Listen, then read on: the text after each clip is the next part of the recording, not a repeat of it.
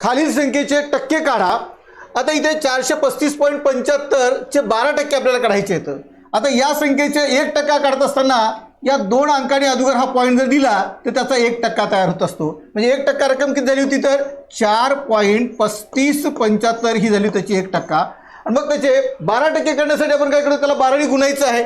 12 ने जर याला गुणलं असेल तर 12 पंच 60, 600 0 हातचे आले 6, 12 84 आणि 6 90, इथे 0 हातचे आले तर 9, 12 पंच 60, 60 आणि 9 69 हातचे आले 6, 12 3 36, 36 आणि 6 42 हातचे आले 4, 12 चुक 48 आणि 4 52 असे होतील।